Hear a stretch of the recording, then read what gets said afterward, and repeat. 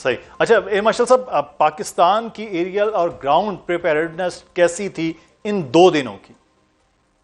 हमारी बहुत अच्छी थी। हम इस जंग के लिए पिछले मैं कहता हूं कि 2015 से पाकिस्तान एयरफोर्स तैयारी कर रही थी। और जिस तरह इंडियंस बिहेव करते हैं, खास तौर पे जब से 2014 में बीजेपी की हुकूमत आई है, जो है उन्होंने क्या कहते हैं, एंटी मुस्लिम रिटोरिक के ऊपर अपनी पॉलिटिकल बेस को एक्सपेंड किया है। जी। और इस वक्त क्योंकि इस वक्त इस इलाके में मुसलमानों का जो मेरे ख्याल सबसे मजबूत नुमाइंदा है वो पाकिस्तान है, इसलिए इंडिया की हमेशा से ये ख्वाहिश रही कि किसी तरह पाकिस्तान को हजीमत उठानी पड़े। लेकिन उन्होंने जब भी कोई फॉल्स फ्लैग ऑपरेशन किया, जैसे उन्होंने 2019 में 2025 से पहले किया था, तो उनको उस वक्त भी बहुत शर्मिंदगी उठानी पड़ी थी और उनके जहाज तो हमारी टेरिटरी में गिर गए थे और अभिनंदन हमारा यानी कि हमने उसको कैप्चर कर लिया। सो मेरे ख्याल में जो है क्या कहते हैं, उन्होंने पाकिस्तान को अंडर एस्टिमेट किया। उन्होंने और पाकिस्तान ने अपने आप को इस तरह प्रिपेयर किया क्योंकि इंडिया ने बहुत अच्छे वेपन्स ले लिए थे, खासतौर पे राफेल और उसके साथ एसोसिएटेड मिसाइल मीटियोर। तो पाकिस्तान एयरफोर्स ने एक ऐसी स्ट्रेटेजी बनाई कि वो अपने राफेल को एम्प्लॉय ही नहीं कर सके। सही। हमने जो अब तो हर पाकिस्तानी को पता है कि पाकिस्तान एयरफोर्स ने मल्टी डोमेन ऑपरेशन की। तो जो नई डोमेन्स एयरफोर्स ने बनाई एयर चीफ मार्शल जहीर के टेक ओवर करने के बाद, वो है स्पेस कमांड बनी, साइबर कमांड बनी, ईडब्ल्यू कमांड बनी और पाकिस्तान अनमैन्ड फोर्स कमांड बनी। और इन चारों कमांड्स को मिला के एक स्टैंडर्ड एयरफोर्स के साथ, जिसमें जहाज और रिडार्स और एसोसिएटेड मिसाइल्स थे, आपने इन 6 डोमेन्स को इस तरीके से उस दिन एम्प्लॉय किया कि इंडिया को समझ में नहीं आया, बल्कि एक्चुअली पूरी दुनिया को समझ में नहीं आया। क्योंकि पहले तो ना इस 7 मई को कुछ चीजें दुनिया में पहली मरतबा, मुदस्सिर साहब, दुनिया में पहली मरतबा एक एरियल बैटल हुई जो 3 से 350 किलोमीटर वाइड एरिया पर मही थी। बिल्कुल। नंबर 2, उधर 100 से ज्यादा जहाज थे जिनके पास बीवीआर मिसाइल्स थे और दुनिया के बेहतरीन बीवीआर मिसाइल्स दोनों साइड्स के ऊपर थे। ऑल्दो पाकिस्तान एयरफोर्स कोई 36 एयरक्राफ्ट वर्सेस 82 एयरक्राफ्ट लड़ रही थी, लेकिन इतने एरिया के अंदर इतने जहाज, इतने पोटेंट जहाजों का होना itself was very was happening for the first time in the world. So Pakistan air force ने अपनी स्पेस कमांड को इस्तेमाल किया और उस रेंज पे जहां इंडियन एयरफोर्स अपने आप को रख रही थी, क्योंकि वो समझ रहे थे कि वो पाकिस्तान के बीवीआर मिसाइल्स की रेंज से बाहर हैं, हमने उनको हिट किया और हमने अपने सैटेलाइट्स को इस्तेमाल किया, अपने AEWs को इस्तेमाल किया और उस रेंज पे किया उनको जाके हिट कि वो खुद परेशान हो गए कि एक्चुअली उनके साथ हो क्या है। लेकिन इससे पहले अगर आप मुझे इजाजत दे दें मुदस्सिर साहब, इससे पहले कि हमारे मिसाइल जो शूटर्स थे उन्होंने राफेल्स गिराए, हमारी साइबर कमांड ने जितने कम्युनिकेशन लिंक्स थे जो जहाजों के बीच में थे, जो जहाजों और कमांड सेंटर्स के बीच में थे, जो जहाजों और स्टेशंस के बीच में थे, इन सबको कम्युनिकेशन लिंक्स को डाउनग्रेड कर दिया। हमारी ईडब्ल्यू कमांड ने जितने उनके सेंसर्स थे, बेशक एयरबोर्न सेंसर्स थे या ग्राउंड सेंसर्स थे, उनको डिग्रेड कर दिया।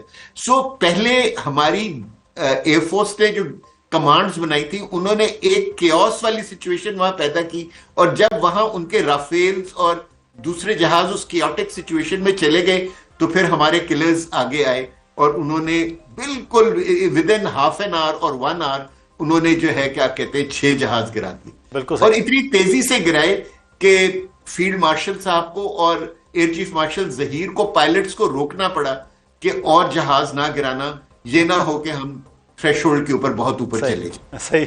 तो ये तो बहरहाल जो आपने तैयारी और उसकी एक्सरसाइज जो जंग के दिन में हुई उसकी बताया, लेकिन एक और चीज़ थी, वो ये थी कि इन 2 दिनों में ड्रोन बहुत ज़्यादा पाकिस्तान भेजे गए और उसमें भी भारत को शिकस्त का सामना करना पड़ा।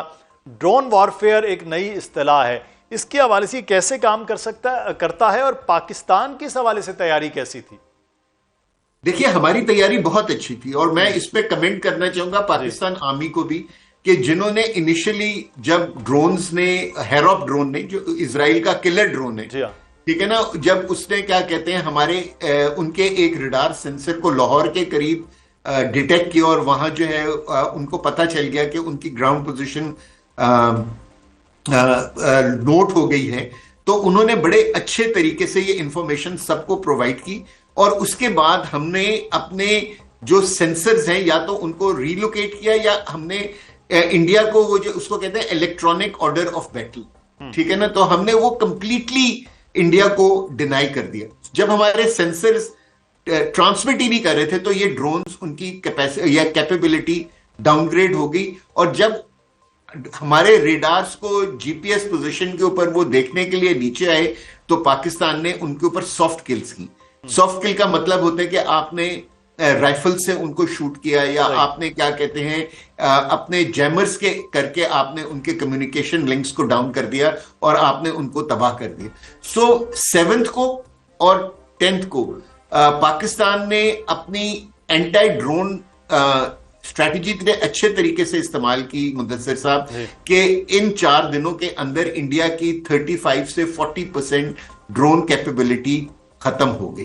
बिल्कुल। और वो उसके बाद फिर जो सूरत हाल थी वो पूरी दुनिया ने देखी। 8 और 9 की कुछ कहानी एयर मार्शल सईद साहब से हम सुन रहे थे। और मार्शल साहब बहुत शुक्रिया आपके वक्त का। कल हम 10 की जो असल कहानी है, जब पूरी दुनिया इन्वॉल्व हुई, खासतौर पर अमेरिका, और उसके बाद क्या हुआ, पाकिस्तान किस तरह से फतह का जश्न मनाता रहा और आज 1 साल तक जश्न मना रहे, इस पर भी बात होगी। एक बार फिर बढ़ती जंगी खतरात, खलीजी कशीदगी और बारूद की बू के दरमियान उम्मीद की एक नई किरण जागी है।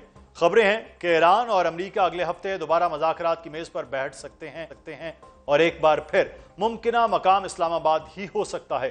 वही इस्लामाबाद जो पिछले कई हफ्तों से सिर्फ खित्ते ही नहीं बल्कि आलमी सफारतकारी की तवज्जो का मरकज बना हुआ है, क्योंकि 1 माह कबल जिस जंग बंदी ने मशरिक़ वस्ता को वक्ती सुकून दिया था, वो अब दोबारा खतरे में दिखाई दे रही है। आबने हरमुज़, जहां से दुनिया की तवानाई की शहरक गुजरती है, एक बार फिर कशीदगी की लपेट में है। फायरिंग के तबादले, खलीजी पानियों में अस्करी नकलो हरकत और मुत्तहिदा अरब अमारात पर नए हमलों की इत्तलात ने यह सवाल दोबारा जिंदा कर दिया है कि क्या खित्ता एक बार फिर मुकम्मल जंग की तरफ बढ़ रहा है।